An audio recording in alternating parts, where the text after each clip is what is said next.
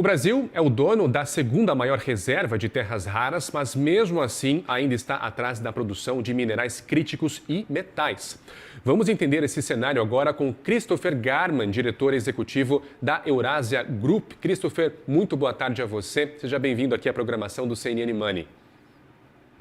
Muito obrigado pelo convite e um prazer estar aqui. Feliz ano novo aí para você e todos os telespectadores. Igualmente, Christian, muito obrigado. Nós sabemos que o Brasil está atrás na produção, também nas políticas envolvendo minerais críticos. Eu tenho aqui comigo, Christian, uma consultoria, os dados da consultoria PwC que apontam aqui que a demanda por alguns minerais críticos pode quadruplicar até 2040. Então, eu queria já começar com esse assunto para entender se o Brasil, Christopher, corre um risco de perder esse timing, perder essa janela de oportunidade, justamente se não resolver a burocracia que nós temos aqui, licenciamentos ambientais, etc., nos próximos 3 ou 4 anos? Olha, a demanda está tão grande para processamento e depósito de terras raras, acho difícil dizer que o Brasil vai perder o timing, porque o grande desafio global é que nós não temos produção suficiente para poder atingir a demanda, né, para uma série de fatores, seja o lado tecnológico, dos data centers, a transição climática, energética, e temos falta de processamento. Então, esse hiato, assim, o descompasso entre a demanda projetada futura e a oferta é enorme. Então, acho que vai ter oportunidades para o Brasil, mas, evidentemente, o mais tempo que o Brasil não tem um marco regulatório, incentivos tributários, apoio para poder explorar essas reservas, é uma perca de oportunidade, sim, mas não diria que é uma janela curta que nós estamos pela frente. E, igualmente importante, o Brasil, né, hoje não é um produtor relevante global, mas tem a segunda maior reserva de terras raras globais. 23% das potencial de reservas globais reside no Brasil, e não é por acaso que a Casa Branca fez uma reviravolta na estratégia com relação ao Brasil e estamos negociando um acordo de redução de tarifas que inclui cooperação na exploração de terras raras e minerais críticos. Na Casa Branca, hoje, eles estão olhando, fazendo esse mapeamento de países que eles querem reforçar parcerias. Brasil e Austrália estão no topo desse ranking. Christopher, ainda continuando nesse assunto de terras raras, eu tenho aqui outros dados da Associação de Minerais Críticos que reúne, então, 9 empresas já, a maioria, claro, estrangeiras, com projetos pré-operacionais aqui no Brasil. Então, eu queria entender um pouco de você, como você enxerga a questão de soberania nacional. A gente perde muito protagonismo de ter um setor tão estratégico nas mãos de empresas estrangeiras, como a Clara também e a Meteoric da Austrália. Estamos falando aí de países como Chile, Canadá, Austrália, operando aqui no Brasil. Como você enxerga essa questão, Christopher?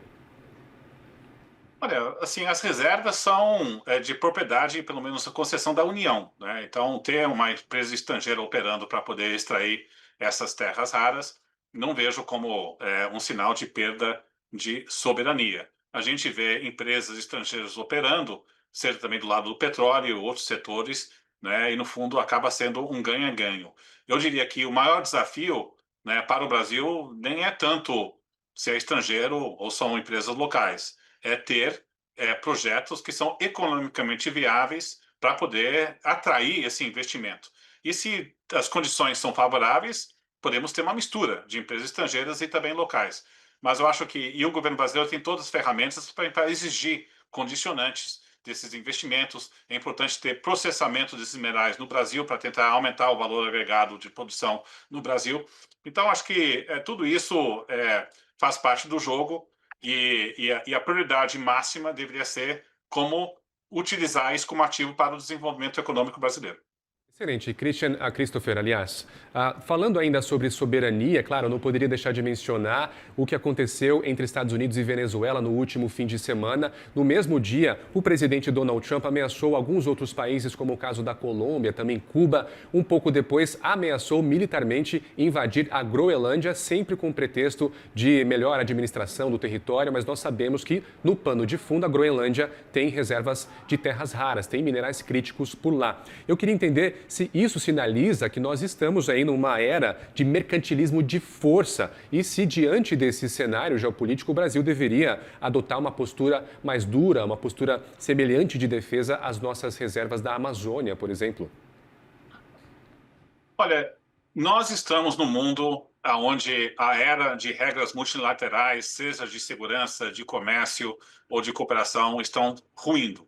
Estamos entrando num mundo que a gente chama da Eurásia, desde os últimos 2 anos, onde a lei da selva prevalece, onde o mais forte prevalece. Estamos em realpolitik duro, né? De geopolítica. Nesse contexto, é claro que países têm que se adaptar.